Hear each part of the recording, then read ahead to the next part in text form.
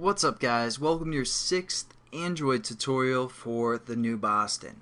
Again with me, Travis, and what we're going to do in this tutorial is install some new software that we can use for I'm just kidding. We're getting into the XML and XML programming so we can set up some custom views and some custom layouts. So I want you guys to open up your layout folder and click on this main XML, and you guys will get something like this. Now you can switch between the graphical layout, which is this, and the coding, which is this, by these two tabs down here, graphical layout and main.xml. Basically all I'm going to do in this tutorial is describe what's going on and teach you guys a little bit about XML. It's pretty simple language for the most part, but you know, it might be confusing right at the beginning. You guys will pick this up quickly, I'm almost positive. Now the first line of code you see isn't that important, because anytime we set up a new layout, it's going to give us this code as well. I mean, it is important, but you guys won't have to remember typing this out every time because it's going to define it for us. And basically you need to have that as your first line of code for the most part. And then what we do is we set up a linear layout which starts here and gives some attributes to the linear layout, and it ends here. Basically what a linear layout is going to do is it's going to hold some other items such as a text, and it's going to kind of define basically the layout of those items to a sense. So it's going to kind of categorize them and do all that stuff. Let's see here. Oh, got a new whatever. Alright, so what we're going to do is basically kind of define this linear layout, and or I'm going to describe everything that's going on within the attributes of this linear layout. Now we have this reference basically, and that's all it is. You guys don't Again, you don't have to really remember that, because when we set up a new layout, Eclipse will set up this reference for us. So that's nice. Nice and pretty for new programmers, where you guys don't have to remember the actual file path and type that out each time. And then the next thing that we have is the orientation of our linear layout, which is set to vertical. I was messing around with it, and so that's why it was changed. And basically what that is going to do is it's going to set all the items within the linear layout vertically. So for example, if we copy this text view, or this text for the most part, and paste it twice, since I cut it instead of copied it. So now we have two text, and we go into a graphical layout. They're placed vertically from top to bottom. That's just how our layout is going to work. Again, we can also set this horizontally, as well as you guys just saw. So I'm going to do that real quickly by typing horizontal and hit save, go to graphical layout, and man, I messed this up.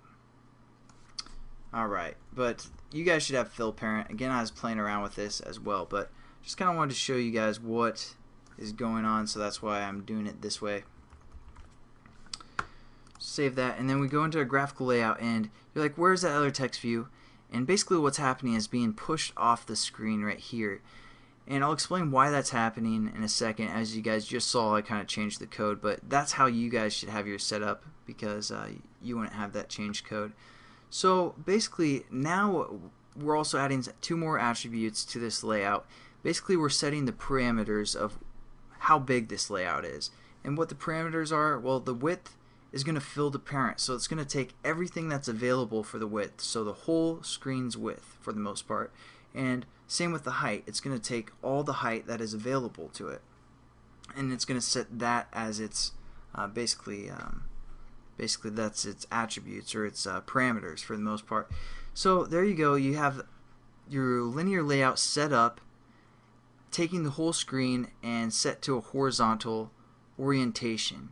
Now within here we have our text view, which is basically just the text, and again pretty much the same line of codes for these first two. Layout width, we have that fill parent, and as you saw I changed this to something like wrap content is the other option you can do. And basically this is going to wrap the content of the text, whatever text we have available. So then now if we switch to graphical layout, you can see the pretty much the parameters of this text view is wrapping the content of the text. So those are your two options for the most part that you can use. You can also use, pixels if you want, and we'll get into that later. But Basically, I want you guys to remember fill parent and wrap content. And same with the height, it's wrapping the content. Now the text says @string hello, and you're like, no it doesn't, it says hello world starting point. Now basically what's happening is this is using a reference. Anytime you see an within the XML, it's using a reference. So it's referencing the string hello, and that string is located within our values. So we have this values and we have this strings. So we're going to say strings, and there's a string called hello. So it's using this reference, and then this is the name of the reference, but it's displaying the value of the reference. So for example, we can set up a new string by clicking add string, and then we can set up a name called ref for reference and say this is a reference,